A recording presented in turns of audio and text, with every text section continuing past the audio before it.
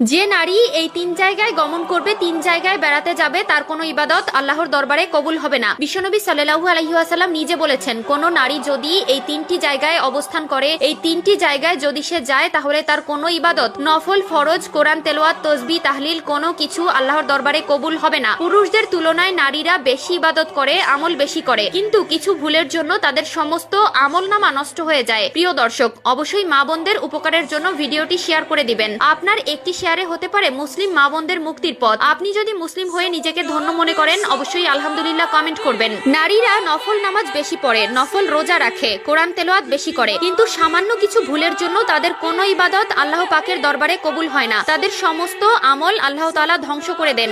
আগে ইসলাম বুঝতে হবে, এরপর ইসলাম অনুসারে জীবন পরিচালনা করতে হবে। 1 নম্বরে, কোনো নারী যদি মাজারে গিয়ে সেজদা করে, তার কোনো ইবাদত আল্লাহর দরবারে কবুল হবে না। আল্লাহ ব্যতীত যদি কেউ দুনিয়ার মানুষকে সেজদা করে বা মুক্তির পথ মনে করে, তার কোনো ইবাদত আল্লাহর দরবারে কবুল হবে না। বিশেষ করে পুরুষের চাইতে নারীরা বেশি ওজা, ফকির, মাজারের পীর, আউলিয়াদের বেশি বিশ্বাস করে। মা ও বোনেরা, অবশ্যই আপনারা মাজার পূজারী থেকে বিরত থাকবেন এবং এক আল্লাহর কাছে সাহায্য কামনা করবেন। আল্লাহ আপনাকে সাহায্য না করলে দুনিয়ার কোনো মানুষের সাধ্য নেই আপনাকে সাহায্য করবে। 2 নম্বরে, যে নারী ভাগ্য গণনা করে। রাস্তাঘাটে অনেক ভণ্ড দেখা যায় যারা হাত দেখে ভবিষ্যৎ নির্ধারণ করে। এগুলো যারা বিশ্বাস করে তাদের ঈমান নষ্ট হয়ে যায়। বিশেষ করে মা বোনদের মন নরম হওয়ার কারণে তাদের খুব সহজেই বশ করে ফেলে। আপনি যতই নামাজ রোজা করুন না কেন, আপনি যদি এই ধরনের ভণ্ড কার্যকলাপ বিশ্বাস করেন এবং এগুলোর সাথে জড়িত থাকেন, আপনার কোনো ইবাদত আল্লাহর দরবারে গ্রহণযোগ্যতা পাবে না এবং আপনি জাহান্নামী হবেন। ভবিষ্যতে কি ঘটবে আপনার জীবনে, কি আসবে কি যাবে, সবকিছুই আল্লাহ তাআলা নির্ধারণ করে রেখেছে।